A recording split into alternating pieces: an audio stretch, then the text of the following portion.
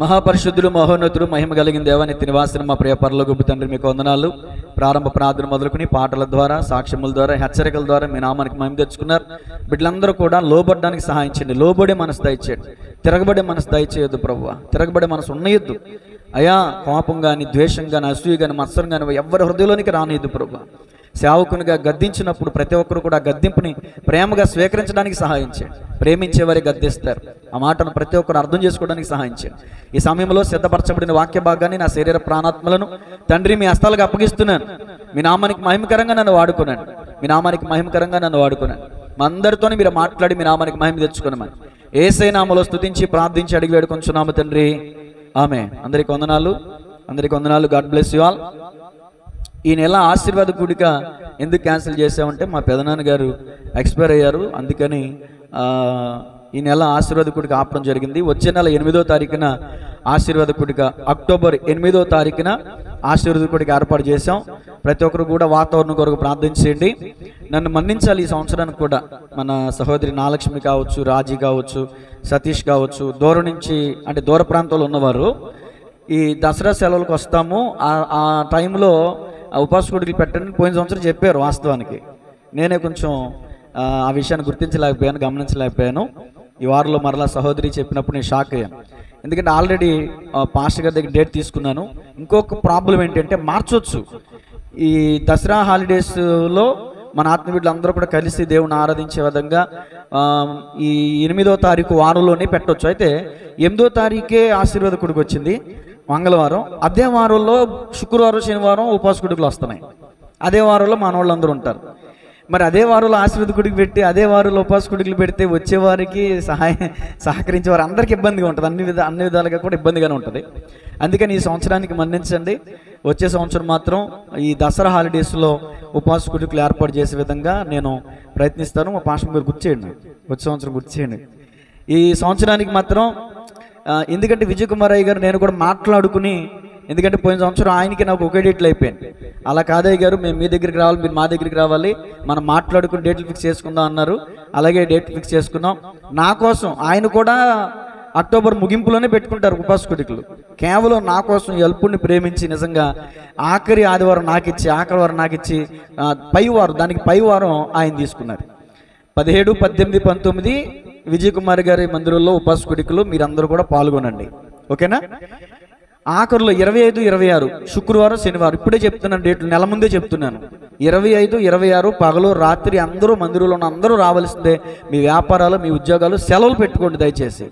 ఉపవాస కూడికంటే ప్రతి ఒక్కరూ హాజరు కావలసిందే. యెషయా గ్రంథం 58వ రాబడింది, మీరు ఉపవాసం ఉంటారు, మీ వ్యాపారం చేస్తారు. ఉపవాసం ఉంటారు, మీరు గుద్దులాడుకుంటారు. అట్టి ఉపవాసం నాకు అనుకూలమా? కాబట్టి 2 దినాలు దేవుని కోసం, సంవత్సరానికి 2 రోజులండి, శుక్రవారం, శనివారం. చాలా చోట్ల 3 రోజులు, 4 రోజులు పెడతారు. నేను అలా పెట్టట్లేదు. నాకున్నటువంటి అలవాటుని బట్టి 5 పూటలు, ఆదివారం 5వ పూట ఆ రోజు భోజనాలతో మన కార్యక్రమాన్ని ముగించుకుంటాం. దేవుని స్తోత్రం చెప్పండి గట్టిగా. వచ్చే నెల ఆశీర్వాద కూడికి ఏ తారీఖు అండి? 8వ తారీఖు. వచ్చే నెల ఉపవాస కూడికలు ఏ తారీఖులండి? 25, 26. నీకు నేను చెప్పకపోయినా మర్చిపోయినా మీరు మాత్రం జ్ఞాపకం చేసుకుని రావాల్సిందే. మరి యూట్యూబ్ ద్వారా వీక్షిస్తున్న వారు కూడా ప్రార్థన చేయండి వీటి కొరకు. దేవునికి స్తోత్రం కలుగును గాక. హల్లెలూయా. మంచిది, వాక్యంలోనికి వెళ్దాం. ఈరోజు మన వాక్య ధ్యానాంశము ఇశ్రాయేలీయుల రాజులు 15వ రాజు. రాసుకోండి, ఇశ్రాయేలీయుల రాజులు 15వ రాజు. అతని పేరు షల్లూము. అతను పరిపాలన చేసిన సంవత్సరం క్రీస్తు పూర్వం 743. 743. అతను ఎంతకాలం పరిపాలన చేశాడంటే 1 month, అంటే నెల రోజులు, 30 days పరిపాలన చేశాడు. ఇతని గురించిన ప్రస్తావన ఎక్కడుందంటే 2వ రాజుల గ్రంథం 15వ అధ్యాయం 10 నుంచి 15 వచనాల్లో ఉంటుంది. దయచేసి నేను చదువుతాను, అందరూ కూడా ఆలకించారు. ఇది మనకు అర్థం కాదు అన్నంత విధిలో నేనేం చెప్పను, మీకు అర్థమయ్యే రీతిలోనే మాట్లాడతాను. దయచేసి ఒక కథ రూపంలోనైనా వినే ప్రయత్నం చేయండి, కొత్త వాళ్ళు ఉంటే గనక. అందరూ తీసారా? 321వ పేజీ, 2వ రాజులు 15వ అధ్యాయం 10వ వచనం. యాబేషు కుమారుడైన షల్లూము అతని మీద కుట్ర చేసి జనులు చూచుచుండగా అతని మీద పడి అతనిని చంపి అతనికి మారుగా రాజా అయిన. జకర్యా చేసిన కార్యముల గురించి ఇశ్రాయేలీయుల రాజుల వృత్తాంతముల గ్రంథమందు రాయబడి ఉన్నది. నీ కుమారులు 4వ తరం వరకు ఇజ్రాయేలు సింహాసనం మీద ఆసీనులై ఉందురని యెహోవాతో సెలవిచ్చిన మాట చొప్పున ఇది జరిగాను. యూదారాజైన ఉజ్జియా ఏలుబడిలో 39వ సంవత్సరం మందు యాబేషు కుమారుడైన షల్లూం, ఇతని గురించి ఈరోజు మనం ధ్యానం చేయబోతున్నాం. షల్లూం ఏలనారంభించి షోమ్రోన్లో నెల దినములు ఏలెను. ఎన్ని దినాలండి? నెల దినములు ఏలెను. గాదీ కుమారుడైన మెనహేమో తిర్సాలో నుండి బయలుదేరి షోమ్రోనుకు వచ్చి షోమ్రోన్లో ఉండు యాబేషు కుమారుడైన షల్లూము మీద పడి అతన్ని చంపి అతనికి మారుగా రాజయ్యాను. షల్లూము చేసిన ఇతర కార్యములను గురించి అతడు చేసిన కుట్రను గురించి ఇజ్రాయిలీల రాజుల వృత్తాంతముల గ్రంథమందు రాయబడి ఉన్నది. 15వ వచనం వరకు చదివాను. 5 వచనాలు చదివాను, 10 నుంచి 15వ వచనం దాకా. ఇప్పుడు నా వైపు చూడండి, ఇంకెవరో బైబిల్ చూడకండి, బైబిల్ మూసేయండి, పర్లేదు. దేవుని స్తోత్రం చెప్పండి గట్టిగా, హల్లెలూయా. 2 వచనాలు ఉన్నాయి ఇతని గురించి. ఒకటి, యాబేషు కుమారుడైన ఈ షల్లూము ఏం చేసి రాజయ్యాడు, నెంబర్ 1. నెంబర్ 2, ఇతను ఏమయ్యాడు ఆఖరికి. 2 మాట్లాడి ఇతని గురించి పెద్దగా మనం ధ్యానం చేయడానికి కూడా పెద్ద అంశం ఏమి లేదు ఇక్కడ, కానీ 1 గంట ప్రసంగం ఉంటుంది ఖచ్చితంగా. దేవుని స్తోత్రం చెప్పండి. యాబేషు కుమారుడైన షల్లూము అతని మీద పడి చంపాను, అతని మీద పడి అతని మీద కుట్ర చేసి ఎవరిని 2 వారాల క్రితం చెప్పాను కదా, జకర్యా అనే ఇజ్రాయేల్ రాజుని అతని మీద కుట్ర చేసి అతన్ని చంపేశాడు. షల్లూము జకర్యాని కుట్ర చేసి చంపాడు. షల్లూముని ఎవరు చంపారు? చదివాను కదా, మెనహేమో. చెప్పండి, మెనహేమో. మళ్ళీ అడుగుతున్నా చెప్పండి, జకర్యాని ఎవరు చంపారు? షల్లూముని ఎవరు చంపారు? మెనహేం. మళ్ళీ అడుగుతున్నాను చెప్పండి. ఇది మీకు తెలియకపోతే, ఇది మీకు అర్థం కాదు, వాక్యం అర్థం కాదు. జకర్యాని ఎవరు చంపారు? షల్లూముని ఎవరు చంపారు? మెనహేం. ఇదే మన వాక్యం. మొదటి మాట రాసుకోండి, జకర్యాను కుట్ర చేసి చంపిన షల్లూము. జకర్యాను కుట్ర చేసి చంపిన షల్లూము. నేను ప్రతి విషయంలో ధర్మశాస్త్రాన్ని మీకు జ్ఞాపకం చేస్తాను, లేదా మునుపటి విషయాలు జ్ఞాపకం చేస్తాను. కూర్చో, బయటికి వెళ్తుందంట, తీసుకెళ్ళ. సరే, గతాన్ని గమనిస్తే ప్రస్తుతం తప్పు చేయరు. ఈ మాట వెనకాల చెప్పండి. గతాన్ని గమనిస్తే, అందరూ చెప్పట్ల, గతాన్ని గమనిస్తే ప్రస్తుతం తప్పు చేయరు. అది ఏంటంటే, ఇప్పుడు మనం ఏం గతం ఆలోచించాలంటే, ఇంతకు ముందు రాజులు కూడా చాలా మంది ఒకరి మీద ఒకరు కుట్ర చేసుకునే వాళ్ళు ఉన్నారు. కుట్ర చేసిన వాళ్ళు ఏమయ్యారో కూడా బైబిల్ గ్రంథంలో రాయబడి ఉంది. ఈ రాజులు ఏం చేయాలి? ఇప్పుడు గతాన్ని గమనించాలి. ఇప్పుడు మన మొట్టమొదటి ప్రధానమంత్రి ఎవరన్నంటే ఏం చెప్తారు? జవహర్లాల్ నెహ్రూ చెప్తారు కదా. అప్పటి నుంచి ఇప్పుడు వరకు కూడా ఎంతమంది ప్రధానమంత్రులు, ఎంతమంది మన్మోహన్ సింగ్ అని, తర్వాత ఇప్పుడు మోడీ అని, తర్వాత సీఎం గారు ఎవరంటే మనకు తెలిసిన కాడి నుంచి ఎన్టీ రామారావు గారు, తర్వాత చంద్రబాబు గారు, తర్వాత వైఎస్ఆర్ గారు, తర్వాత మనకు తెలిసింది కదా. అసలు ఎన్టీఆర్ గారు రాజ్య పరిపాలన చేసినప్పుడు నేను లేను, అంటే మన రాష్ట్రం ముఖ్యమంత్రిగా ఉన్నప్పుడు నేను లేను, పుట్టు లేనేమో, ఒకవేళ పుట్టున్నా నాకు తెలియదేమో. అయినా కానీ ఇప్పుడు తెలుసుకున్నానుగా. నేను అంటాను, ఇప్పుడు ఈ షల్లూము కూడా గతాన్ని గమనిస్తే ప్రస్తుతం తప్పు చేసేవాడు కాదు. షల్లూము రాజు అవడం అనేది దేవుని కృపే, నేను కాదన్నా. అయితే అతను స్వతహాగా రాజ్య పరిపాలన చేస్తున్న రాజు మీద కుట్ర చేసి అతన్ని చంపి అతనికి బదులుగా రాజు అయ్యాడంటే చట్టాన్ని చేతిలోకి తీసుకోవడం అంటారు దాన్ని. ఇప్పుడు పెద్దవాళ్ళు ఏమంటారంటారే, చట్టం మన చేతిలో తీసుకోకూడదురా, చట్టం తన పని తను చేసుకుంటూ వెళ్ళిపోతుంది. ఇప్పుడు షల్లూము చంపడం తప్పేంటంటే అని మీరు నన్ను అడగొచ్చు. ఒక విషయంలో ఏంటని తెలుసా, యెహూ 4వ తరం వరకు యెహోవా సెలవిచ్చిన మాట చొప్పున ఇది జరిగేను. ఇప్పుడు షల్లూము తప్పే ఉందంటారు మీరు బాగా అర్థం చేసుకునే వాళ్ళు అయితే, మీరు బాగా దేవుణ్ణి వాక్యాన్ని ధ్యానించే వాళ్ళు అయితే ఓకే. యెహోవా చెప్పినట్టుగా జరిగినప్పటికీ కూడా అది ఒక వ్యక్తి మరొక వ్యక్తిని చంపడం అనేది దేవుని చిత్తం కాదు. అతన్ని దేవుడు రాజుగా చేయాలంటే ఒక సమయం ఉంటుంది, ఆ సమయం వరకు వెయిట్ చేయాలి. షల్లూము వెయిట్ చేయలే. షల్లూము జకర్యా అనే రాజు మీద పడి అతని మీద కుట్ర చేసి అతని మీద పడి అతన్ని చంపి అతను మారుగా రాజు అయ్యాడు. ఇప్పుడు ఈరోజు మొట్టమొదటి మాట ఏంటంటే కుట్ర. ఈరోజు నా కుటుంబంలో కుట్ర జరుగుతుంది, సంఘంలో కుట్ర జరుగుతుంది, సమాజంలో కుట్ర జరుగుతుంది. ఈ మాటలు జాగ్రత్తగా గమనించాలి. కుట్ర ఎవరైతే చేస్తారో వాళ్ళు కుట్ర చేయబడతారు. ఇది ప్రాముఖ్యం. ఏం వెతుకుతున్నారు రాజకుమారి గారు? దగ్గు వస్తుంది. దేవుడు మిమ్మల్ని స్వస్థపరచును గాక. దేవుని స్తోత్రం చెప్పండి. ఇప్పుడు నేను అడిగిన మాట అడుగుతాను, చెప్పండి. కుట్ర చేయబడిన వారు ఏమవుతారు? చిట్ట చివరికి కుట్ర చేయబడతారు, అంతే. సింపుల్. పెద్ద ప్రసంగం ఏం కాదు ఈరోజు. మీకు గతాన్ని జ్ఞాపకం చేస్తా. దావీదు గారి మీద ఎవరు కుట్ర చేశారు? అది చెప్పిన మిమ్మల్ని దేవుడు దీవించను. ఎన్నిసార్లు చంపాలనుకున్నాడండి? చాలాసార్లు చంపాలనుకున్నాడు. చిట్ట చివరికి ఎవరు పోయారు? అంతే. దావీదు మీద సౌలు కుట్ర చేశాడు, సౌలే పోయాడు. సౌలు దావీదు మీద ఏ చూపు నిలిపాడంట? విషపు చూపు. దావీదుకి ఏమైనా చెక్కు చెదిరిందా? దావీదు వెంట్రుక ఏమైనా ఊడిందా? దేవునికి స్తోత్రం. కాబట్టి మనం ఎవరి మీద కుట్ర చేయకూడదు. ఈ రోజున గమనిస్తే దౌర్భాగ్యం ఏంటంటే తల్లిదండ్రులు పిల్లల విషయంలో కుట్ర, అన్నదమ్ముల మధ్య కుట్ర, తోడబుట్టిన అక్క చెల్లెల మధ్యలో కుట్ర, బామర్దుల మధ్యలో కుట్ర. బామర్దులు బతుకు కోరతారంట, కానీ బామర్దుల ఈరోజు కుట్ర, బావని ఎలా చంపేద్దాం. రకరకాల కుట్రలు. అన్నదమ్ములు, బామర్దులు, తోడబుట్టిన వాళ్ళు, కన్నవాళ్ళు, కట్టుకున్న వాళ్ళు అందరూ కుట్రే. అసలు ప్రతి ఒక్కరి హృదయం ఎలాంటిదంటే ఇరిమే గ్రంథంలో దేవుడు ఇరిమే ద్వారా చెప్పిన మాట, హృదయం ఘోరమైన వ్యాధి కలదంట. ఎలాంటిదండి హృదయం? ఘోరమైన వ్యాధి కలదు. మన ముందు అందరూ మనతో ప్రేమగా మాట్లాడతారు, మనల్ని ఎంత ప్రేమిస్తున్నారు అనుకుంటాం, కానీ వాళ్ళ హృదయం మనకి తెలీదు. హృదయంలో పగ పెట్టుకుని పైకి ప్రేమగా మాట్లాడేవారు కూడా ఉంటారు. ఖచ్చితంగా ఉంటారా? దేవునికి స్తోత్రం కలుగునుగా. సరే, ఇంకొకళ్ళు ఇప్పుడు ఇశ్రాయేలు రాజుల్లో ఒక రాజుని కుట్ర చేసి చంపేశారు. నేను ఇశ్రాయేలు రాజులు అందరి గురించి చెప్పాను, మీరు అందరి గురించి అన్నారు. నేను చెప్పకుండానే మీరు చెప్తే కొంచెం సంతోషిస్తా. ఇశ్రాయేలు రాజుల్లో ఎవరి మీద కుట్ర చేసి చంపారు చెప్పండి. పేర్లు చెప్పనా? యెరోబాము, నాదాబు, బయేషా, ఏలా, జిమ్రి, ఉమ్రి, అహాబు, యెహోరాము, అహజ్యా, యెహూ, యెహోయాషు. గుర్తు రాలేదు కదా, అంటే మర్చిపోయారు. సరే, యెరోబాము అనే వ్యక్తి ఇశ్రాయేలు మొట్టమొదటి రాజు అండి. ఆ యెరోబాము కుమారుడు పేరేంటని చెప్పాను? నాదాబు మీద కుట్ర చేసి బయెషా చంపేశాడు. ఇప్పుడు అర్థమైందా? రాసుకోండి మాటలు అన్నీ కూడా రాసుకోండి. నాదాబు మీద కుట్ర చేసి ఎవరు చంపేశారు?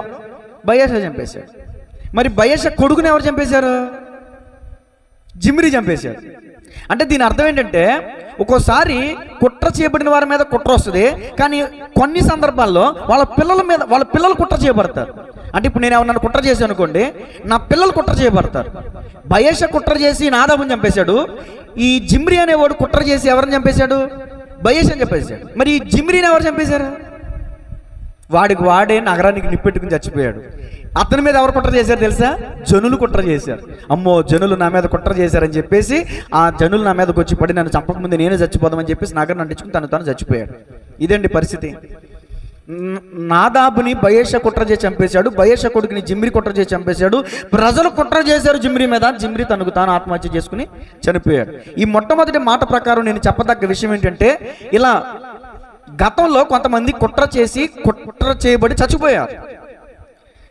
దావీదు మీద మరొక వ్యక్తి కుట్ర చేశాడు. ఎవరు? కన్న కొడుకే అబ్షాలోము. చెప్పిన వారిని దేవుడు దీవించను గాక. అబ్షాలోము దావీదు మీద కుట్ర చేశాడు కదా, అహీతోపెలు కూడా ఆ కుట్రలో చేరాడు కదా. ఎవరు పోయారు? అబ్షాలోమే పోయాడు. ఆ చెట్టుకి జుట్టు పట్టేసి తర్వాత అహాబు వచ్చేసి బాణాలు వేసి చంపేశాడు. మేనమావే చంపేశాడు. అహీతోపెలు ఉరెట్టుకుని చచ్చిపోయాడు. ఇలా గతాన్ని గమనిస్తే ప్రస్తుతం తప్పు చేయరు. నేను ఈ టైటిల్ ఎందుకు చెప్పానంటే దీని గురించే. ఈ షల్లూమ్ అనే వ్యక్తి గతాన్ని పరిశీలించలా, గతాన్ని గమనించలా. మనకంటే ముందు మనకంటే యోగ్యులు, బలవంతులు, కోటేశ్వరులు, కోట్ల పడగిప్పిన వాళ్ళు, మంచోళ్ళు, చెడ్డోళ్ళు అనేక మంది భూమి మీదకి వచ్చి బతికి ఏమండి మన కళ్ళ ముందే వెళ్ళిపోయినటువంటి వాళ్ళు ఉన్నారు. వాళ్ళందరినీ మనం గమనించాలి ఒకసారి. ఇప్పుడు కొంతమంది చనిపోయినప్పుడు మనం వెళ్తాం, చనిపోయినప్పుడు పక్కన కూర్చుని కొంతమంది మాట్లాడుకుంటారు. ఏమని? రే ఏం బతికడరా, శబాషాన్ని బతికడరా, ఎలాంటి వాడు ఇంకా కొంతకాలం బతకాలరా, బతికినంత కాలం తన చిట్ట చివరి శ్వాస విడిచిపెట్టేంత వరకు కూడా పొరుగురికి సహాయం చేసే బతికడరా, బతుకంటే ఇదిరా. ఇలాంటి మాటలు వినబడవా? వినబడతాయి. మరి కొంతమంది చనిపోయినప్పుడు మరికొన్ని మాటలు వినబడతాయి. ఏంటా మాటలు? అరే పనికిమాలినాడు, ఇంతకాలం భూమి భరించింది వ్యర్థం, వీడి వల్ల భూమికి భారం, వీడు ఇప్పుడు కాదు ఎప్పుడో చచ్చిపోవాల్సినాడు, వీడు బతుకుంటాం వల్ల ఉపయోగం ఏంటి? అసలు కుటుంబానికి దారిదనులు లేకుండా చేశాడు. ఎలాంటోడు బతుకోవడం కంటే చచ్చిపోవడమే మేలు. వీడు చచ్చిపోయి ఈ భూమికి భారం తక్కువైంది అంటారు లేదా? మనం చచ్చిపోతే మనం చూడడానికి వచ్చిన వాళ్ళు అనేక రకాలుగా మాట్లాడతారండి. అనేక అనుభవాలు మన జీవితంలో ఉంటాయండి. కాబట్టి చిచ్చి ఇది ఒక బతికేనా అనే పిలుపు అనే మాట మనల్ని బట్టి రాకూడదండి. నేను ఎప్పుడు ఒక మాట చెప్తాను, ఒక వ్యక్తి చనిపోతే ఆ ఊరి కాటి కాపరి దుఃఖించేలాగా ఉండాలి తన మరణం. కాటి కాపరి శవాలు కాల్చి పూడ్చి వాళ్ళ గుండెలు కట్టిమైపోతే వాళ్ళకి దుఃఖం రాదు. కానీ ఒక వ్యక్తి చనిపోయాడంటే ఆ వ్యక్తి కాటి కాపరి ఏడ్చాడంటే ఆ వ్యక్తి ఎంత ఉన్నతమైన జీవితాన్ని జీవించుంటాడు. దేవునికి స్తోత్రం కలుగునుగాక. కాబట్టి ఈ మొట్టమొదటి మాట ద్వారా మనం నేర్చుకునే విషయం ఏంటంటే, కుట్ర దేని బట్టి నువ్వు కుట్ర చేస్తున్నావు నాకు తెలియదు. అమ్మా నీ పిల్లల మీద కుట్ర చేస్తున్నావేమో, ఓ పిల్లలారా మీ తల్లిదండ్రుల మీద కుట్ర చేస్తున్నారేమో, అన్నదమ్ములారా మీ తోడబుట్టిన వారి మీద కుట్ర చేస్తున్నారేమో, సంఘమా సేవకుని మీద కుట్ర చేస్తున్నారేమో, సేవకుడా విశ్వాసం మీద కుట్ర చేస్తున్నావేమో, నువ్వు కుట్ర చేయబడతావు, జాగ్రత్త. దేవుని స్తోత్రం చెప్పండి గట్టిగా. అది ఈ కుట్ర మామూలుగా కాదు. అత్తల కోడల మీద కుట్ర, మామూలు కుట్ర కాదు, ఏ రకంగా. కాబట్టి అత్తలు, తోడబుట్టినోళ్ళు, కన్నవాళ్ళు, కట్టుకున్న వాళ్ళు అందరూ గమనించాలి, మీ మనస్సులో ఎలాంటి దుర్బుద్ధితో, ఎలాంటి కుసుబుద్ధితో, ఎలాంటి దురాలోచనతో మీరు మీ కన్నవారినే, మీ ఇంట్లోనే మీరు కుట్ర చేయాలనుకుంటున్నారో ఒక్కసారి ఆలోచించండి. ఈరోజు దేవుడు పదే పదే గుచ్చి ఈ మాట మాట్లాడుతున్నారంటే, నువ్వు ఆ కుట్ర చేయడం మానే. ఆ కుట్ర చేయడం వల్ల నీవు ఏదో ఒక రోజున కుట్ర చేయబడతావు. Chapter close. మొదటి మాట ముగిస్తున్నాను. ఇప్పుడు రెండో మాట రాసుకోండి. నరహత్య చేసిన రాజైన షల్లూము. నరహత్య చేసిన, చెప్పండి నా వెనకాల చెప్పండి ఈ మాట. నరహత్య చేసిన రాజైన షల్లూము అంటే ఈ వ్యక్తి హత్య చేసి రాజయ్యాడు. అంటే ఫర్ ఎగ్జాంపుల్ నేనున్నానండి, నేను ఒక వ్యక్తిని చంపేశా, నేను సీఎం అయ్యా. మీరు అందరూ ఏం మాట్లాడుకుంటారు? గుసగుసలు ఆడతారు కదా. ఏం మాట్లాడుకుంటారు? ఒక నరహంతకుడు సీఎం. నా గురించి మీరు మాట్లాడుకోరా? ఒకప్పుడు రాజకీయం అంటే నాకు తెలియదు, కానీ అలాగని ఇప్పుడు రాజకీయం గురించి నేను మాట్లాడలేదు, కానీ బైబిల్ రాజకీయం గురించే మాట్లాడతా. ఎందుకు తెలుసండి అధికారం చేతుల్లో ఉండాలనుకునేది? ఇలాంటి షల్లూము లాంటి వాళ్ళు, వీళ్ళు చేసే అక్రమాల నుంచి తప్పించుకోవడం కోసం, వీళ్ళు చేసేటటువంటి హత్యలు, వీళ్ళు చేసే దుర్మార్గపు పనుల నుంచి తప్పించుకోవడం కోసం అధికారం చేతుల్లోనికి తీసుకుంటున్నారు. దేవుడు ఒక వ్యక్తికి అధికారం ఎందుకు ఇస్తాడంటే, రాజ్య పరిపాలన చేయాలి, ప్రజల్లో మంచిని చేయాలి, ప్రజల్లో కష్టాలు ఉండకూడదు, ప్రజల్లో బాధలు ఉండకూడదు, ప్రజల మధ్యలోనికి వెళ్ళాలి, ప్రజల మధ్యలో నడవాలి, ప్రజల మంచి చెడులు తెలుసుకోవాలి, ప్రజల యొక్క కష్టాలు, ప్రజల యొక్క బాధలు తెలుసుకోవాలి, వాళ్ళని ఆదరించాలి, ఓదార్చాలి, వాళ్ళ కన్నీరు తోర్చాలి, తుడవాలి, ప్రజలను మంచిగా పరిపాలన చేయాలని దేవుడు అధికారం ఇస్తాడు. కానీ అధికారాన్ని వీళ్ళు ఎలా ఉపయోగించుకున్నారు తెలుసా? అధికారాన్ని దుర్వినియోగం చేసుకుంటున్నారు. నేటి రాజకీయం గురించి నేను మాట్లాడట్లేదు సుమా. దేవునికి స్తోత్రం చెప్పండి గట్టిగా. నరహత్య చేయకూడదు అనేటటువంటి మాట ఎక్కడుందో చెప్పండి.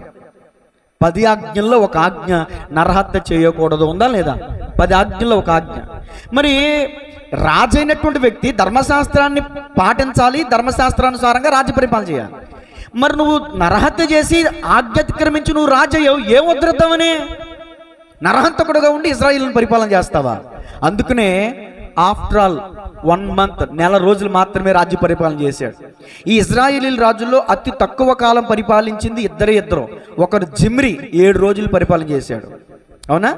ఒకరు షల్లూము 30 రోజులు పరిపాలన చేశాడు. అర్ధాంతరంగా ఇతను జకర్యాని చంపాడు, ఇతన్ని మరొక వ్యక్తి వచ్చి చంపేశాడు. నువ్వు అంత కష్టపడి కుట్ర చేసి, అంత ప్లానింగ్ చేసి ఒక రాజుని చంపేసి నువ్వు రాజు అయిపోయావు. ఏం ఉద్ధరించావు? ఏమంతకాలం పరిపాలించావు? ఒక నెల రోజుల్లో చచ్చావు. నీకు కలిసి వచ్చిందేంటి? నీకు ఒరిగిందేంటి అంటే షల్లూముని అడుగుతున్నాడు మాట. దేవునికి స్తోత్రం చెప్పండి గట్టిగా. చూడండి, యోహాను గారు రాసిన, నేను రెఫరెన్స్ చెప్పను, అడుగుతాను జాగ్రత్తగా ఒప్పేసుకోండి. మన మందిరంలో ఎంతమంది నరహంతకులు ఉన్నారో చేతులు ఎత్తండి. మన మందిరంలో ఎంతమంది నరహంతకులు ఉన్నారో చేతులు ఎత్తండి. ఒక్క చెయ్యి ఎత్తలా. నేను ఇప్పుడు ఒక రెఫరెన్స్ చదివితే అప్పుడు అన్ని చేతులు లెగుతాయి. ఒక్కళ్ళు కూడా లేరా నరహత్య చేసిన వాళ్ళు? ఇప్పుడు వస్తున్నాయి ఒక్కొక్కరికి బలుబులు, నేను మాటలతో నరహత్య చేస్తున్నానని ఎత్తే రోగాలు. దేవుని స్తోత్రం. చదివించనా? ఒప్పేసుకుంటారా? ఇప్పుడు చదవండి. అందరూ నరహంతకులమే. ఎంత బుద్ధిమంతులకు. నేను ఎవరిని సేమకు కూడా అని చేయను పాస్టర్ గారు, నేను నరహంతకుడిని అంటారు ఏంటి అన్నాడు. చూస్తున్నారు, మీ మనసులో నన్ను తిట్టుకుంటున్నారు. ఏసు రక్తం తీయండి. యోహాను గారు రాసిన మొదటి పత్రిక 3వ అధ్యాయం 15వ వచనం స్పష్టంగా చదవాలా. తన సహోదరుని ఒక్కొక్క మాట చదవమ్మా. తన సహోదరుని ద్వేషించువాడు నరహంతకుడు. ఇప్పుడు చెప్పండి, మీలో ఎవరి మీద ద్వేషం కోపం లేదా?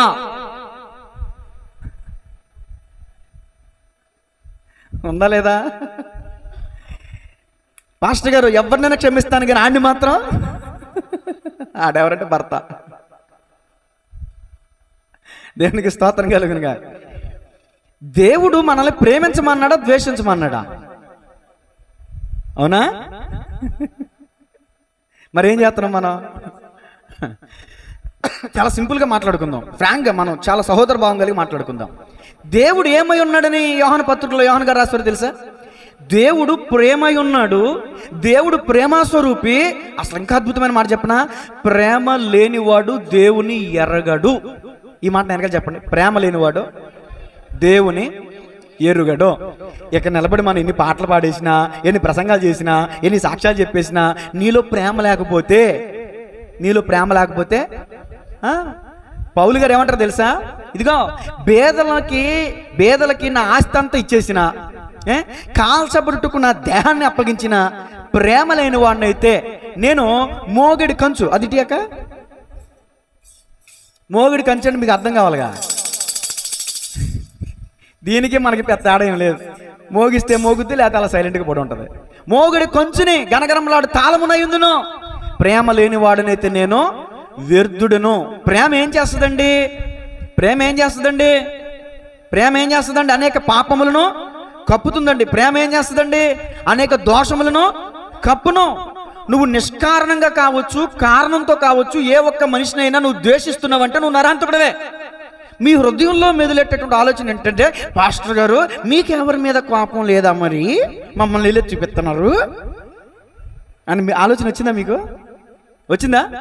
నిజమే, మనిషిని కదా, సర్వసాధారణంగా నాకు కూడా కొంతమంది అంటే గిట్టదాం. అలాగని వాళ్ళని నేను ద్వేషించను. అలాగని రోజు ఆడి ఎలా సత్తాడు, ఎలా పోతాడు, ఎక్కడ పడిపోతాడు, ఎక్కడ ఆడి ఖాళీ ఇరిగిపోద్ది అని నేను ప్రార్థన చేయను. ప్రభువా, వీలైనంత మట్టుకు సమాధానం వెతికి అంటాడమంటున్నావు, నాకు వాళ్ళతో సమాధానం దయచేయి, వాళ్ళకి మారుమనసు దయచేయి. నా తప్పైతే నన్ను గద్దించు, వాళ్ళ తప్పైతే వాళ్ళని గద్దించు, మాకు సమాధానం దయచేయి. ఇది నేను చేసే ప్రార్థన. దేవునికి స్తోత్రం కలుగును కాక. అంతేగాని అంతే కదా. ఇప్పుడు ఎవరి మీద మనం ద్వేషం పెట్టుకున్నాం అనుకో, ఆడు ఎలా పోతాడు, ఎలా నాశనం అయిపోతాడు, ఎలా పతమైపోతాడు అని కోరుకునేది. కానీ సేవకునిగా నాకు అలాంటి అలవాటు లేదు, అలాంటి దుర్బుద్ధి లేదండి, అలాంటి దురాలోచన లేదు. సర్వసాధారణంగా మనిషిని కాబట్టి నాకు కోపం ఉంటుంది, నేను కోపడతాను. కానీ వాక్యం చెప్తుంది, కోపం సర్వసాధారణమే, కోపపడుడి, కానీ ఏం చేయొద్దు, పాపం చేయొద్దు. ఆ కోపాన్ని మొదలుపెట్టుకుంటే ఆ కోపం ద్వేషంగా మారిద్ది. నువ్వు ఆ మనిషిని ద్వేషిస్తున్నావంటే, చూడ్డానికి కూడా అసహించుకుంటున్నావంటే నువ్వు నరహంతకుడివే. నువ్వు చంపక్కర్లేదు ఆ వ్యక్తి దగ్గరికి వెళ్ళి, కత్తితో పెట్టేసి పొడిచేరక్కర్లా. కత్తిపోటు వంటి మాటలు పలుకువారు కలరు. నువ్వు కత్తిపోటు వంటి మాటలు పలికి చంపేస్తున్నావు నీ ఎదుటివారిని, గాయపరిచేస్తున్నావు. ఆ మాట మాట్లాడినప్పుడు ఆ పొరుగువారు ఎంత నలిగిపోతారో, ఎంత గాయపడతారో, ఎంత కృంగిపోతారో, ఎంత వేదన పడతారో. కత్తి తీసుకుని వెళ్ళి పొడి చేసిన దానికంటే భయంకరమైనటువంటి శిక్ష దేనికి తెలుసా? అనరాని మాటలని మనస్తాపానికి గురి చేసి చంపడమే ఇంకా ఎక్కువ పెద్ద నేరం. నరహత్య చేసిన దానికంటే పెద్ద నేరం. అనకూడని మాటలని మనస్తాపానికి గురి చేసి తమంతా తామే చచ్చిపోయేలాగా చేస్తారు చూడండి కొంతమంది. ఆ వ్యక్తి ఎందుకు చచ్చిపోయాడండి? ఇది ఆ పక్క మండి, ఆ పక్కోడండి, ఇలాంటి మాటలు మాట్లాడాడండి. అలాంటి మాటల వల్ల వాళ్ళ మనస్తాపానికి గురై చచ్చిపోయారండి. ఆ ఒక్క స్టేట్మెంట్ చాలు వీళ్ళని తీసుకెళ్ళిపోయి జైల్లో వేయడానికి. దేవునికి స్తోత్రం కలుగునుగా. కాబట్టి గమనించాలి దేవుని ప్రియ సహోదరి సహోదరులారా, ప్రేమ ఏం చేస్తా చూడండి. రోమపత్రిక 13:10 చదవండి. రోమపత్రిక 13:10. ఎందుకు చంపుతున్నాడు ఒక వ్యక్తి మరొక వ్యక్తిని? అసలు ఎందుకు చంపాలి? దేవుడు ఏం చెప్పాడు మనకి? ప్రేమ పొరుగువానికి కీడు చేయదు గనుక ప్రేమ కలిగి ఉండుట ధర్మశాస్త్రమును నెరవేర్చుటయే. గట్టిగా చెప్పలు కూడా దేవుని మనం మహిమపరుద్దాం. ప్రేమ పొరుగు వారికి ఏం చేయదంట? కీడు చేయదు. ఒక వ్యక్తి మరొక వ్యక్తిని చంపేసాడంటే కీడు చేశాడని అర్థం. ఇప్పుడు కీడు గురించి నేను మాట్లాడతాను. ఒక వ్యక్తిని ఎందుకు చంపాడు? తను ప్రయోజకుడు అవడానికి. తను రాజు అవడానికి, తను గొప్పవాడు అవడానికి. ఒక వ్యక్తి మరొక వ్యక్తిని ఎందుకు తృణీకరిస్తున్నాడు? తను హెచ్చించుకోవడానికి, తను కనపరుచుకోవడానికి. చూడండి విశ్వాసులారా, మీలో ఎవరైనా ఒకరినొకరు తగ్గించుకోవడం కానీ, ఒకరినొకరు తృణీకరించుకోవడం కానీ, ఒకరినొకరు విమర్శించుకోవడం కానీ, ఒకరినొకరు గాయపరచుకోవడం కానీ, ఒకరినొకరు దూషించుకోవడం కానీ చేస్తే మీలో నిత్య జీవం ఉండదని వాక్యం చెప్తుంది. తన సహోదరుని ద్వేషించువాడు నరహంతకుడు, ఏ నరహంతకుని యందు నిత్య జీవమో ఉండదు. కాబట్టి నీకెంత కీడు చేశారో, నీకెంత వాళ్ళు హాని చేశారో, నీకెంత బాధ పెట్టారో అవన్నీ నాకు తెలీదు. ఓకే, నువ్వు ఎందుకమ్మా అంత కోపం పెట్టుకున్నావు తన మీద అంటే నువ్వు చెప్పే కారణం మంచిదే, నాకు అర్థమైంది. వాళ్ళందరూ మాట్లాడినారండి, చేయకూడని పనులు చేశారండి, చేయకూడని కార్యాలు చేశారండి, అందుకనే నాకు వాళ్ళంటే గిట్టదండి అని నువ్వు అంటావు. రైటే, నేను కాదన్ను. కానీ వాక్యం ఏం చెప్తుందో తెలుసా? మొదటి తెస్సలోనికీ పత్రిక 5:15 కీడుకు ప్రతి కీడు చేయొద్దు. ఏం చెప్తుంది వాక్యం? కీడుకు ప్రతి కీడు చేయొద్దు. ఎవడైనా నువ్వు ఒక జంప మీద కొడితే నువ్వేం చేయాలి? 2 జంపలు ఆయన చేయాలా? యేసుప్రభులు వారు మనకు నేర్పించింది ఒక కుడి జంప కొడితే ఎడమ జంప చూపించు. కీడుకు ప్రతి కీడు చేయొద్దు. మీ శత్రువులను ప్రేమించండి, మిమ్మల్ని ద్వేషించే వారి కొరకు ప్రార్థన చేయండి. మత్తయి సువార్త 5వ అధ్యాయంలో యేసుప్రభులు వారు మాట్లాడండి. ఎవరండి ఈరోజు శత్రువులను ప్రేమించేది? ఎవరండి ఈ రోజున ద్వేషించే వారి కొరకు ప్రార్థన చేసేది? ఎవరున్నారో ఎవరు లేరు అనే విషయం పక్కన పెడితే, ఈ రోజు నుంచి నువ్వుంటే, ఈ వాక్యం ద్వారా నీ మనసు మార్చుకుంటే, ఈ వాక్యం ద్వారా ఇప్పుడు నీ హృదయంలో మెదులుతున్నారు, వాళ్ళని మాత్రం క్షమించు, వాళ్ళని నువ్వు క్షమించు, నువ్వు దీవించబడతావు. నీ ఆశీర్వాదానికి అడ్డేసుకున్నావు నువ్వు వాళ్ళని క్షమించకుండా. చూడండి, నేను నిన్న ఒక వీడియో పెట్టాను మన గ్రూప్లో. సత్యనారాయణ గారు ఆరోగ్య సూత్రాలు చెప్తారు కదా. ఏంటి పాస్టర్ గారు వాక్యాలు పెట్టకుండా ఆరోగ్య సూత్రాలు చెప్పేవాళ్ళ గురించి పెట్టారు అనుకున్నారా? ఉపయోగం ఉంది కాబట్టి పెట్టా. కోపం వల్ల 10 రోగాలు ఉన్నాయంట. ఎన్ని హాస్పిటల్ కోపం వల్ల ఎన్ని రోగాలు ఉన్నాయి? 10 రోగాలు. బీపీ కావచ్చు, ఇంకా మీరు వినండి, నేను సగమే విన్నాను, వెంటనే నాకు నచ్చి వెంటనే మన గ్రూప్లో పెట్టా. అంటే తన కోపమే తనకు శత్రువు, తన శాంతమే తనకు రక్ష అని మనం చదువుకున్నాం చూడండి పద్యాల్లో. ఆ పద్య భాగం ప్రకారము ఈయన సత్యనారాయణ గారు ఆరోగ్య సూత్రాలు చెప్పినటువంటి సూత్రాలు ఒక సూత్రం ఏంటంటే, నీ కోపం నీకు శత్రువు. నిజమే, నీ కోపం నీకు ఎలా శత్రువు అంటే, నీ కోపం నీలో మనశ్శాంతి లేకుండా చేస్తుంది, నీ కోపం నీలో మనశ్శాంతి సమాధానం లేకుండా చేస్తుంది, నీ కోపం వల్ల నీకు నెమ్మది లేకుండా చేస్తుంది, నీ కోపం వల్ల నీ జీవితాన్ని నీ చేతులారా నువ్వే నాశనం చేసుకుంటావు. ఇప్పుడు కొన్నిసార్లు మనకేమనిపిస్తుంది అంటే, జీవితం చాలా చిన్నదిగా అనిపిస్తుంది, అసలు రోజులు గడవు, టైం నడవదు. ఎప్పుడు తెలుసా ఇలా జరిగేది? ఎప్పుడు తెలుసా? ఎదుటి వారి మీద కోపం కలిగి ఉన్నప్పుడు, లేదా మన హృదయంలో యథార్థత లేనప్పుడు, మన హృదయంలో పరిశుద్ధత లేనప్పుడు టైం గడవదు. చాలా స్లోగా వెళ్తుంది. అది నీ హృదయంలో ఏమీ లేదు, ఖాళీ ఉంది, నీ హృదయంలో సమాధానం ఉంది, నెమ్మది ఉంది, ప్రశాంతత ఉంది, యథార్థత ఉంది అనుకోండి, టైం చాలా స్పీడ్గా రన్ అయిపోతూ ఉంటుంది, రోజులు బాగా గడిచిపోతూ ఉంటాయి. ఒకసారి అనుకుంటాం కదా, చాలా గర్భం తిరిగి వచ్చేసిన రోజులని. దేవుని స్తోత్రం చెప్పండి గట్టిగా. ఒకరి ఎడల ఒకరు కుట్ర చేయమని, ద్వేషించమని దేవుడు చెప్పలా మనకి. షల్లుము ధర్మశాస్త్రాన్ని ఉల్లంఘించాడు, ధర్మశాస్త్రాన్ని తప్పాడు. ప్రేమ కలిగి ఉండుట ధర్మశాస్త్రాన్ని నెరవేర్చుటే. నువ్వు ప్రేమ కలిగి ఉండు, నీ ఎదుటి వారిని నువ్వు క్షమించగలుగుతావు. అసలు క్షమించుటే ప్రేమించుటండి. దేవునికి స్తోత్రం కలుగునుగా. తండ్రి, వీరేమి చేయుచున్నారో వీరెవరు కనుక వీరిని క్షమించమని యేసయ్య ఎందుకు మాట్లాడగలిగారు, యేసయ్య ఎందుకు క్షమించగలిగారంటే, దేవుడు లోకముని ఎంతో నువ్వు క్షమించలేకపోతున్నావు అంటే కారణం ఏంటి? నీలో ప్రేమ తక్కువైపోయింది. అందుకనే దేవుడు ఎఫెసు సంఘం ద్వారా ఇప్పుడు మనతో కూడా మాట్లాడుతున్నాడు. ఎఫెసు సంఘమా, ఏం విడిచిపెట్టావు నువ్వు? నీ మొదటి ప్రేమను విడిచిపెట్టావు. ఆ మొదటి ప్రేమ కలిగి జీవించు. లేని ఎడల నేను ఎద్దుకొచ్చి నీ దీపస్తంభాన్ని ఏం చేస్తాను? తీసేస్తాను. కాబట్టి ఈరోజు ఈ వాక్యం ద్వారా మనం మారుమనసు పొందాలి. ఏంటి ఆ మారుమనసు అంటే? ప్రేమ కలిగి జీవించండి. ఉచితార్థంగా, ఉత్తుపుణ్యాన ఎవరిని మాటలు అనొద్దు, మాటలని గాయపరచొద్దు, వాళ్ళని చంపొద్దు. వాళ్ళు ఎంత వేదన పడ్డారో, వాళ్ళు ఎంత టెన్షన్ పడ్డారో, వాళ్ళు ఎంత మనస్తాపానికి గురయ్యారో దానికి రెట్టింపు నీ మీద పడేస్తాడు దేవుడు. జాగ్రత్త, నీ మీద పడేస్తాడు, లేకపోతే నీ పిల్లల మీద పడేస్తాడు. దేవుని స్తోత్రం చెప్పండి గట్టిగా. నీ నోటి మాటల వలన ఎవరినైతే నువ్వు నొప్పిస్తున్నావో, గాయపరుస్తున్నావో, అది తిరిగి నీ నెత్తి మీదకైనా వస్తుంది, లేదా నీ పిల్లల నెత్తి మీదకైనా వస్తుంది. బయేష కుట్ర చేసి చంపేశాడు నాదాబుని. బయేష కొడుకుని మరొకడు జిమ్రి అనేవాడు కుట్ర చేసి చంపేశాడు. అర్థం చేసుకోండి ఆ మాటను దయచేసి. తండ్రి మీద కుట్ర చేశాడు, అబ్షాలోము పోయాడు. అహీతోపెలు కుట్ర చేశాడు, ఊరేసుకుని చచ్చిపోయాడు. అలా పరిశుద్ధ గ్రంథంలో చాలా విషయాలు ఉన్నాయి. ఒకరి ఎడల ఒకరు ఏం చేయాలి? ప్రేమ కలిగి ఉండాలి, కీడు చేయకూడదు. సమూయేలు గారు ఏమన్నారు చూడండి. పరిశుద్ధ గ్రంథంలో సమూయేలు గారు రాజుల ప్రస్తావన వచ్చినప్పుడు, అసలు రాజుల్ని ఎన్నిక చేస్తున్నప్పుడు ప్రారంభ దశలో చెప్పిన మాట. మొదటి సమూయేలు 12:25. మొదటి సమూయేలు 12:25. అసలు రాజుని స్టార్ట్ చేయక ముందు, రాజుల ప్రస్తావన ప్రారంభించక ముందు ఇశ్రాయేలీయులు అందరూ అడిగారు మాకు రాజు కావాలని. అప్పుడు దేవుడు సౌలును ఎన్నిక చేశాడు, ఇశ్రాయేలీయులు కూడా ఒప్పుకున్నారు. అప్పుడు సమూయేలు ఏం చెప్తున్నాడు వాళ్ళకి, జాగ్రత్త చూడండి. మీరు కీడు చేయవారైతే తప్పకుండా మీరును మీ రాజును నాశనం మగుదురు. కీడు చేయడం అంటే ఒకరినొకరు పొడుచుకోవటం, ఒకరినొకరు ఒకరినొకరు నరుక్కుంటాం, ఒకరినొకరు చంపుకుంటాం, ఒకరినొకరు గాయపరుచుకుంటాం, ఒకరినొకరు ద్వేషించుకుంటాం, ఒకరినొకరు అసూయ కలుగుంటాం.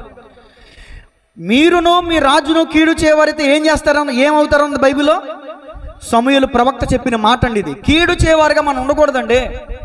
కీడు చేయవాడు దేవుని చూచిన వాడు కాదు, దేవుని వాక్యం చెప్తుంది. మేలు చేయవాడు దేవుని సంబంధి, కీడు చేయవాడు అంతే సాతాను సంబంధి. దేవుని వాక్యంలో మనం పరిశీలన చేస్తే కీడు చేయవారు ఏమవుతారో చూడండి. కీర్తన 37:9 కీడు చేయవారు నిర్మూలమవుతారు, కీడు చేయవారు నిర్మూలమవుతారు. సామెతలు 11:27 చూడండి. కీడు చేయవాడికి కీడే మూడును. కీడు చేయవానికి ఏమొస్తుందంట, కీడే మూడును. తర్వాత ఈ కీడు చేసేవాడికి పేరేంటండి, సామెతల గ్రంథం 24:8 కీడు చేయవానికి తంటాలమారి అని పేరు. ఏం పేరంట, తంటాలమారి అని పేరు. ఒకరినొకరు గాయపరచుకోవటం, ఒకరి మీద ఒకరు అసూయ కలుగుంటాం, ఒకరినొకరు ద్వేషించుకోవటం, ఒకరినొకరు గాయపరచుకోవటం, ఏలెత్తి చూపించుకోవటం. సంగమా ఇది మనకు తగదు, మనం అన్యులం కాదు ఒకప్పుడు వాళ్ళే ప్రవర్తించడానికి. అన్యులుగా ఉన్నప్పుడైతే అది వేరే విషయం. ఇప్పుడు క్రీస్తు రక్తంలో కడగబడి క్రీస్తు రాజ్యంలోకి, క్రీస్తు సంఘంలోకి, నువ్వు క్రీస్తు శరీరంలోకి అవయవంగా మార్చబడ్డావు. పాత జీవితం, పాత పరిస్థితి, పాత ప్రవర్తన నీలో నాలో కనబడడానికి వీల్లేదు. మరొక మాట చెప్పమంటారా, కీడు చేసిన వారికి కీడే మూడును. ఈ భూమి మీద బతుకున్నప్పుడు నువ్వు ఏది విత్తుతావో నీ శరీరంతో అదే కోస్తావు. చనిపోయిన తర్వాత కూడా కీడు చేయవారు ఎక్కడికి వెళ్తారు తెలుసా? యోహాను సువార్త రాసుకోండి 5:29 మేలు చేయవారు జీవ పునరుద్ధానంలో లేస్తారు, కీడు చేయవారు తీర్పు పునరుద్ధానంలో లేస్తారు. జీవ పునరుద్ధానం అంటే వాళ్ళు డైరెక్ట్గా పరలోకానికి వెళ్ళిపోతారు. తీర్పు పునరుద్ధానం అంటే ఇక వాళ్ళు నరకంలోకి వెళ్తారు అని అర్థం. అవసరమా? నువ్వు ఈ భూమి మీద బ్రతకుండగా కీడు చేస్తే తిరిగి నువ్వు కీడే అనిపిస్తావు, చనిపోయిన తర్వాత కూడా నరకంలోనికి వెళ్తావు. అది ఈ వాక్యం మనకు నేర్పిస్తున్న పాఠం. కీర్తన 37:27 చదవండి మాట. కీర్తన 37:27 కీడు చేయుట మాని మేలు చేయము, అప్పుడు నీవు నిత్యమో నిలిచి. చదివి మాట అది చెప్పండి.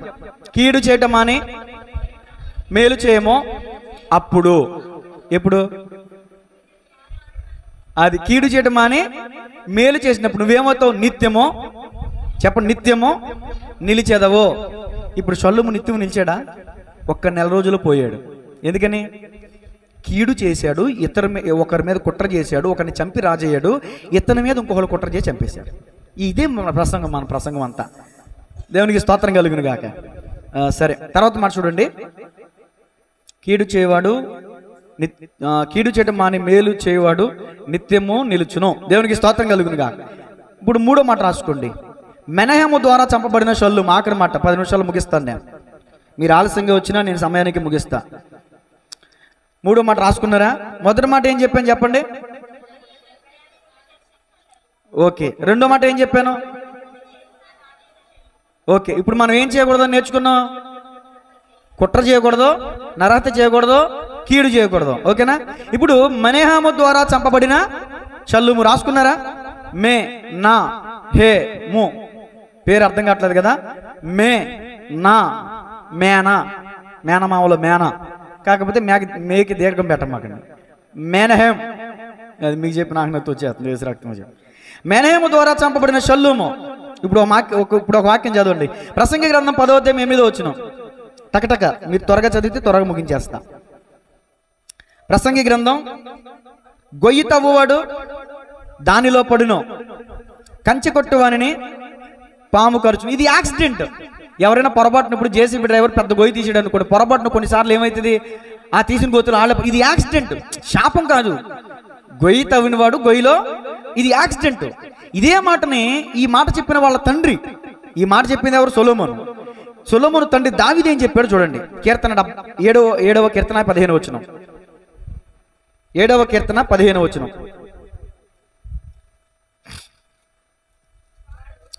వాడు గుంట త్రవ్వి దాని లోతు చేసి ఉన్నాడు, తాను తవ్విన గుంటలో తానే పడిపోవును. ఇప్పుడు చెప్పండి మాట. పెద్దోళ్ళు అంటారు కదా, ఎవరు తీసిన గోతులు ఆడే పడ్డారా అంటారా?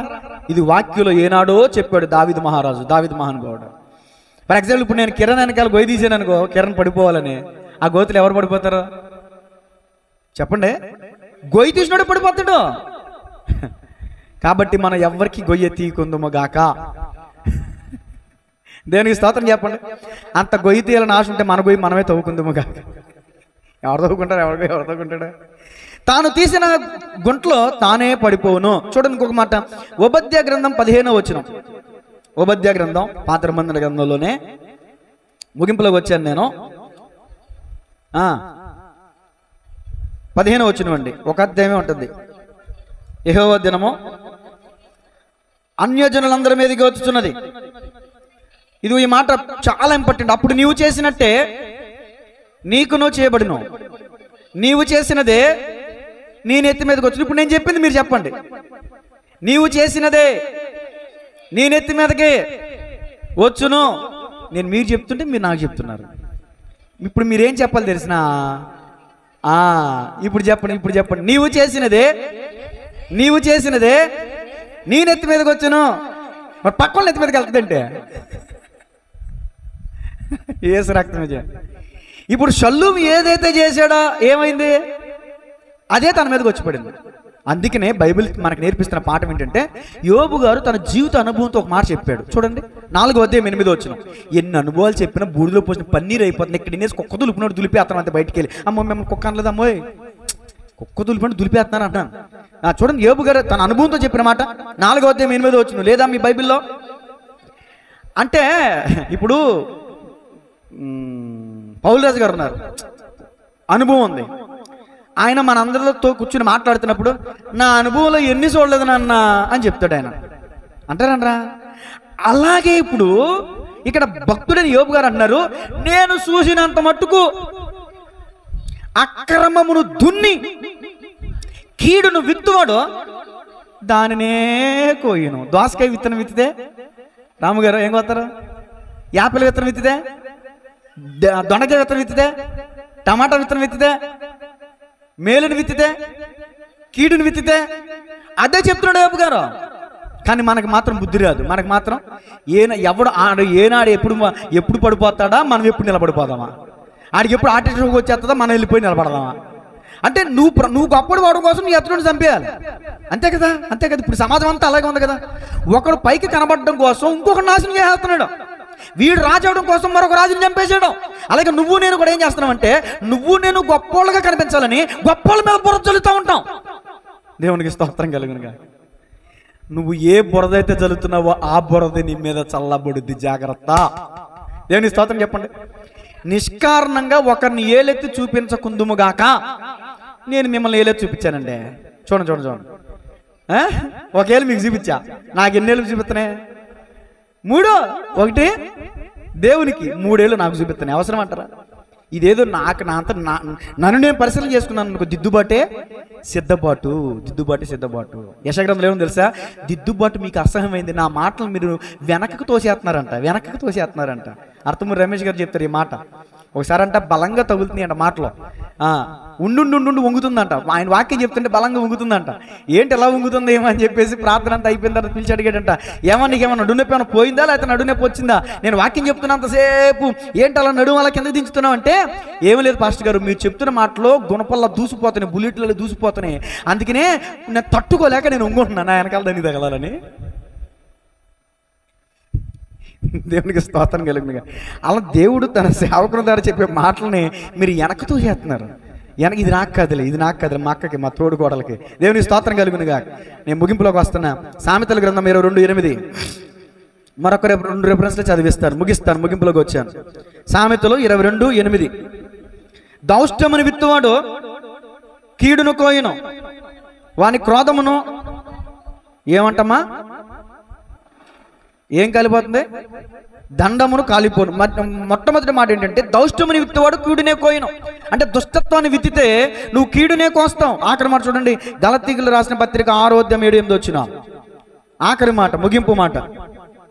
గలతీయులకు రాసిన పత్రిక 6:7 మోసపోకుడి, అబ్బా దేవుడు వెక్కిరింపబడడు, మనుషుడు ఏమి విత్తునో ఆ పంటనే కొని. ఈ మాట వెనకాల అందరూ కలిసి చెప్పండి, మోసపోకుడి, మోసపోకుడి.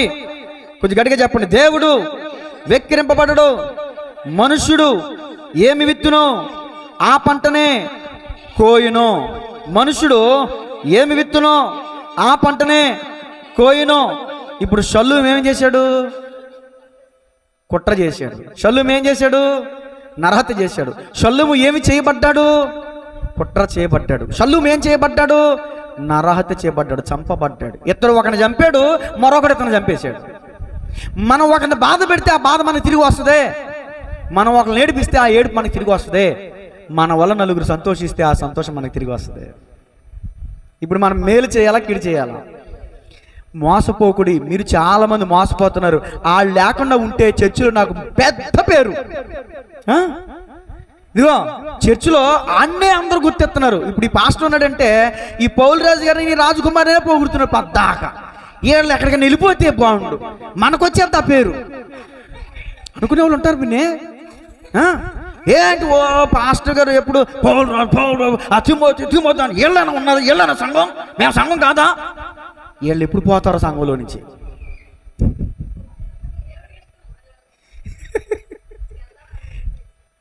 మూర్తి పాస్టర్ గారు ఆశ్రద్ధుడు ఒక మాట చెప్పారు. ఏంటి తెలుసా? అది నాకు బలి హత్తుకుంది.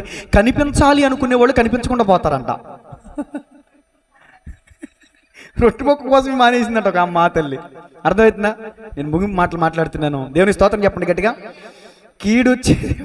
కీడు చేయవారికి అమ్మో ఎవరు బలంగా అనుకునే ఉంటారు ఖచ్చితంగా. అసూయ వచ్చి ఉండేది. ఎవరన్నా పొగుడుతుంటే పక్క వాళ్ళు అసూయ కలిగి ఉంటున్నారేమో, జాగ్రత్త. ఈ రోజు నుంచి అందరినీ పొగుడుతా. అమ్మ మీ అందరు నా బిడ్డలమ్మా. ఒకసారి నా పెద్ద పిల్లలు పొగుడుతాను, ఒక్కోసారి నా చిన్నపిల్లలను పొగుడుతాను. పెద్ద పిల్లలను పొగిడినంత మాత్రం చిన్నపిల్ల నా బిడ్డ కాకుండా పోద్దా? చిన్నపిల్ల అంటే నాకు ప్రేమ లేకుండా పోద్దా? మీరు దయచేసి పొరపడమాకండి. ఎప్పుడన్నా మిమ్మల్ని పొగిడినప్పుడు దయచేసి అసూయ పెట్టుమాకండి మనసులో. అసూయ మత్సరము ఎముకలకు ఏం తీసుకొస్తంట? మీకు దాని భావం తెలియట్లా. దాని అర్థం ఏంటో తెలుసా? ఎముకలు కుళ్ళు అంటే బోన్ క్యాన్సర్ అని అర్థం. అర్థమవుతుందా? బోన్ క్యాన్సర్ అవుతుంది, జాగ్రత్త. ఎదుటివన్నీ ఇప్పుడు దేవుడు మనం తగ్గించుకోమన్నాడు, హెచ్చించుకోమన్నాడా? తగ్గించుకున్న వాళ్ళు, హెచ్చించుకున్న వాళ్ళు. ఇప్పుడు మీరు గురించి ఏమనాలి తెలుసా? ఆ పౌలేస్ గారు మీరే గొప్ప అండి మందిరంలో అనాలైంది. దేవుని స్తోత్రం చెప్పండి అంటారా మీరు? ఏనాడంట? ఏనాడు అసలు మాట గుర్తుమాట కూడా అంటానని అంటలేదు మీరు. అంటే మీ ఉద్దేశం ఏంటంటే నేనే గొప్ప, నేను బాగా పాట పాడతాను, నేనే గొప్ప, నేను బాగా సాక్ష్యం చెప్తాను, నేనే గొప్ప, నేను బాగా మందిరంలో పరిచయం చేస్తాను, నేనే గొప్ప, నేను బాగా అంటులతో అవుతాను, నేనే గొప్ప అనుకుంటున్నారు మీ మనసులో. మీరు ఆ పట్టుకు చూడండి, దాన్ని ఏమంటారు? దాన్ని కురిపి ఒకసారి పట్టు చూడండి, ఎంత వేడి వస్తుంది అక్కడ. ఆ వేడి తగిలి గాయాల ఇప్పటికి కూడా తగ్గల. రోజు ఇంజక్షన్ చేయించుకున్నాడు ఆ మనిషి. అయినా వంట చేయడం మాటలు, అయినా కురిపి కొట్టుకున్న మాటలు. ఎవరి బాధ ఎవడో తెలుసా? ఏదో వచ్చి పట్టుకో కురిపి తెలుస్తుంది, ఏదో ఆ టైంకి వచ్చి తినేసి వెళ్ళిపోతే తెలుస్తుంది ఏంటి? ఏసు రక్తమే చేయం. ఈరోజు ఏంటి మొత్తం మ్యాటర్ అంతా దీని మీద పడింది? దేవునికి స్తోత్రం. సరే, నేను షల్లూము గురించి చెప్తున్నాను, షల్లూము గురించి మాట్లాడతాను.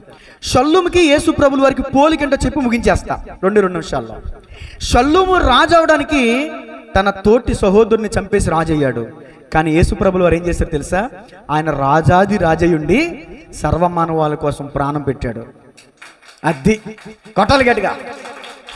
దేవునికి మహిమ కలుగును గాక. ప్రేమ మరణం అంత బలమైంది, ఈర్ష్య పాతాళం అంత కొట్టరమైంది. మన యేసే మనకి ఏమి నేర్పించాడు తెలుసా? ప్రేమ కలిగి ఉన్న అవసరమైతే ప్రాణం పెట్టండి, ప్రాణం తీమాకండి. మీ ప్రాణం మీరు ఎదుటి వారి ప్రాణం తీస్తే మీ ప్రాణం కూడా నిష్కారణంగా తీయబడుతుంది. తలలు వంచని ప్రార్థన చేసుకుందాం. షల్లూమును గురించి 2 విషయాలు. షల్లూము కుట్ర చేశాడు, షల్లూము నరహత్య చేశాడు. షల్లూము ఒక వ్యక్తిని చంపాడు, అలాగే ఈ షల్లూము కూడా కుట్ర చేయబడ్డాడు, నరహత్య చేయబడ్డాడు, చంపబడ్డాడు. అంతే. కీడు చేయవానికి కీడే మూడును, కీడు చేయవానికి కీడే మూడును. ఓ మనుషుడా, నువ్వేది విత్తుతావు అదే కోస్తావు. నువ్వు ఏ గుంట తీస్తావు ఆ గుంటలో నువ్వే పడతావు, జాగ్రత్త. నీ ఎదుటి వాడికి గుంట తీస్తున్నావు కానీ ఆ గుంటలో నువ్వే పడిపోతావు. తాను తవ్విన గుంట తానే పడిపోవును. ఇది వాక్యం చెప్తున్న సత్యం. సత్యం. వత్తా, నీ కోడల మీద కుట్ర చేయాలనుకున్నావా? నువ్వే కుట్రైపోతావు, జాగ్రత్త. ఓ తల్లిదండ్రులారా, మీ పిల్లల మీద కుట్ర చేయాలనుకున్నారా? మీరే కుట్రైపోతారు, జాగ్రత్త. ఓ అన్నదమ్ములారా, మీ తమ్ముళ్ళ మీద, మీ అక్కల మీద, మీ చెల్లెల మీద కుట్ర చేయాలనుకున్నారా? మీరే కుట్రైపోతారు, జాగ్రత్త. సహోదరులారా, ప్రేమించండి, నీ పొరుగుని ప్రేమించని దేవుడు మనకి నేర్పించిన పాఠం. ఏం చేస్తున్నావు ఈ రోజున? కుట్ర. ఇంత కుట్ర, వామ్మో ఎంత భయంకరమైన కుట్ర, జాగ్రత్త. మీలో ఎవరున్నారో నాకు తెలీదు, ఎవరి మీద కుట్ర చేయబోతున్నారో నాకు తెలియదు. ఈ వాక్యం వినైనా కుట్ర చేయడం మానేసుకోండి.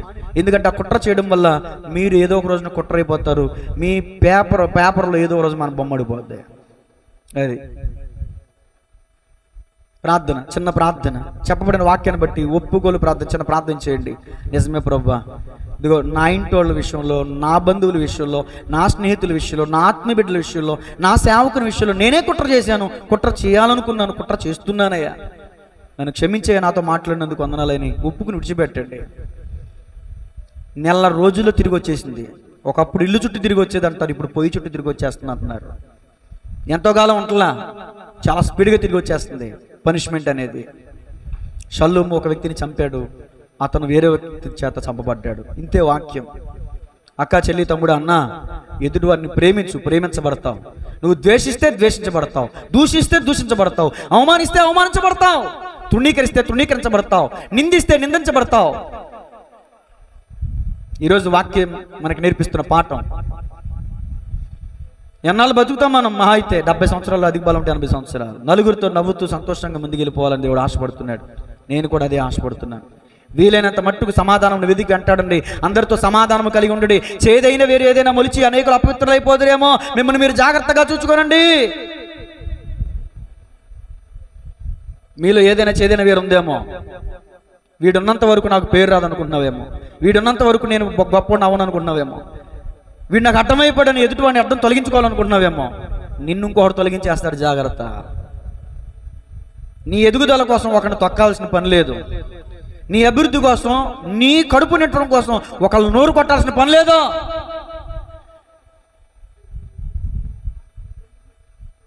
ఒకళ్ళు నోరు కొట్టి నువ్వు సంపాదించే సంపాదన నీ బిడ్డలకి శాపమై కూర్చుంటే జాగ్రత్త. న్యాయంగా సంపాదించు, న్యాయంగా బ్రతుకు, యథార్థంగా ఉండు. జీవితంలో సుఖదినాలను నువ్వు చూస్తావు. బతుకు చాలా భారంగా వెళ్తుందంటే దాని అర్థం నీ హృదయంలో యథార్థత లేదు అని అర్థం. నీ హృదయంలో ఏదో అసూయ ఉందని అర్థం. పక్కోళ్ళతో పోల్చుకున్నంత వరకు మన జీవితం బాగుపడదు. ముందుకు వెళ్దాం. అక్కడే వస్తాయి సమస్యలన్నీ. పక్కోళ్ళతో పోల్చుకోవద్దు. నీకున్న దాంతో సంతృప్తి పడు, నీకున్న దాంతో సంతోషించు. అప్పుడు నీ జీవితం ఆనందంగా, హ్యాపీగా ముందుకు వెళ్తుంది. అసూయ వచ్చిందంటే ఎదుటి వాళ్ళని చంపేయాలనిపిస్తుంది. అసూయ పడ్డాడు సౌలు, దావీదుని చంపేయాలని తరిమేశాడు. తరిమాడు. ఓ అభిషేకించబడిన సౌలు అభిషేకించబడిన దావీదుని తరమటం. ఓ సేవకుడు తరుముతున్నాడు ఈ రోజున. ఓ విశ్వాసం మరో విశ్వాసం తరుముతుంది ఈ రోజున. మనం ఒకరినొకరు తరుముకునేవారు ఉండకూడదు, ఒకరినొకరు చంపుకునేవారుగా, గాయపరుచుకునేవారుగా మనం ఉండకూడదు. ఈరోజు వాక్యం చెప్తున్న సత్యం అది. ప్రార్థన. పరిశుద్ధుడా, ప్రేమగల తండ్రి, షల్లూము అనే రాజుని మా ముందుంచి కొన్ని ఆత్మీయ పాఠాలు నేర్పించారు. నిజమే ప్రభా, అతను గతాన్ని చూస్తే ప్రస్తుతం తప్పు చేసేవాడు కాదు. పోనీ ఈ రోజైనా ఈ సంగతులు దృష్టాంతములుగా వారికి సంభవించి కొంతమంది మీకు బుద్ధి కలగడానికి రాయబడ్డాయి అని వాక్యంలో రాయబడింది. పౌలు గారు సెలవిచ్చారు. నిజమే తండ్రి, ఈరోజు కుట్ర చేస్తే ఏమవుతారనే విషయాన్ని మేము తెలుసుకున్నాం. ఈ రోజు నుండి అయినా మేము పొరుగువారి ఎడల కుట్ర చేయకుండా, పొరుగువారి ఎడల కోపం కలిగి ఉండకుండా, పొరుగువారి ఎడల ద్వేషం కలిగి ఉండకుండా, అయ్యా సహోదర ప్రేమ కలిగి ఉండడానికి సహాయం చేయండి. తన సహోదరుని ద్వేషించిన వాడు నరహంతకుడని సెలవిస్తుంది వాక్యం. మాలో ఎంతమంది నరహంతకులు ఉన్నారో ఈరోజు మా పాపాన్ని క్షమించమని అడుగుతున్నాం. నా ఆత్మబిడ్డల పాపాన్ని క్షమించమని అడుగుతున్నాను.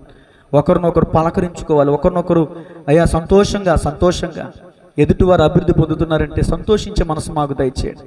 అయ్యా నిజమే, మా హృదయం ఘోరమైన వ్యాధి గలదు ప్రభువా.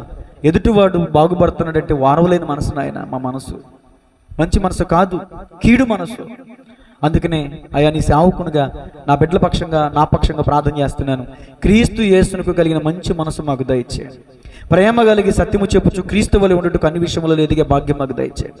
రాజులకు రాజు, ప్రభులకు ప్రభు, సర్వసృష్టికర్త అయిన దేవుడు అయ్యుండి అయ్యా లోకాన్ని ప్రేమించి నీ ప్రాణం పెట్టావు. అయితే షల్లూము రాజు అవ్వడం కోసం ఒక వ్యక్తిని చంపేశాడు. ఈ రోజున ఎవరిని పోలి మేము ఉన్నాం? షల్లూముని పోలి ఉన్నామా? అయ్యా నిన్ను పోలి ఉన్నాము. మిమ్మల్ని మేము పరిశీలన చేసుకునే కృప మాకు దయచేయండి ప్రభువా. ప్రతి ఒక్కరిని దీవించండి, ఆశీర్వదించండి. ఈ వాక్యము రాతి నేలలో, ముండ్ల పొదలలో, త్రోవ పక్కన విత్తబడిన విత్తనముగా కాక మంచి పంటను పడిన విత్తనముగా పడి 30 దంతులుగా, 60 దంతులుగా, 100 దంతులుగా ఫలం పొందడానికి సహాయం చేయండి. ఆత్మ బిడ్డలందరినీ దీవించండి, ఆశీర్వదించండి. ఎంతో శ్రద్ధాశక్తి కలిగి, భయభక్తులు కలిగి వాక్యాన్ని విన్నారు.